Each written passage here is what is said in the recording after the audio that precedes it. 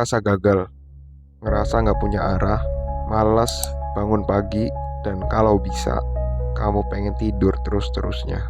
Tapi ini bukan soal lo kurang disiplin, bukan lo yang bodoh, bukan juga lo yang lemah. Ini mental lo yang pelan-pelan lagi patah.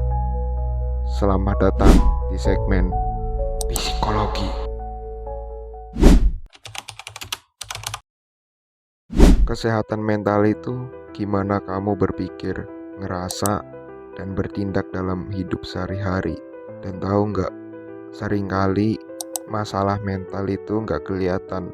Lo bisa senyum ke teman, kerja produktif, tapi hancur saat sendirian. Seperti cerita Andini, 25 tahun, sehari-hari dia kerja di startup, terlihat energik, tapi tiap malam dia sesak napas tanpa sebab dan bangun pagi selalu dengan rasa takut. Itu bukan karena dia manja, tapi karena mentalnya sudah overload dan gak ada tempat buat bernapas. Kalau lo ngerasa gampang lelah, meski gak banyak aktivitas, tiba-tiba cemas tanpa sebab, susah fokus dan gampang lupa, atau ngerasa hidup ini kosong, itu bukan drama.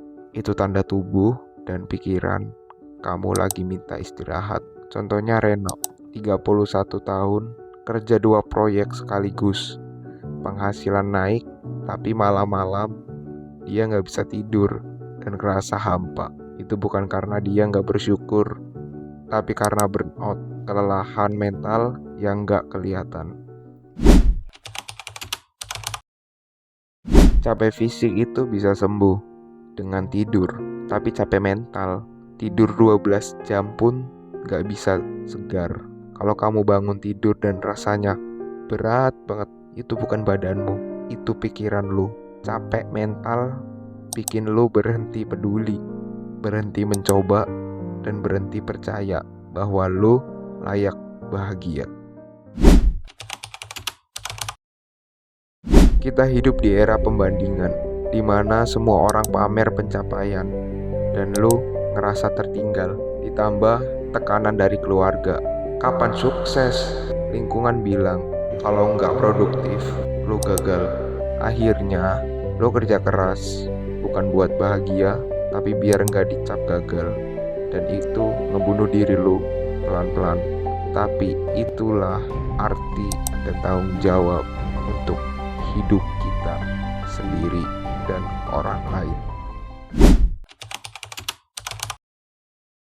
Lo gak perlu jadi healing master, cukup mulai dari hal kecil. 1. Berjemur di pagi hari 10 menit aja, bantu ngatur hormon stres.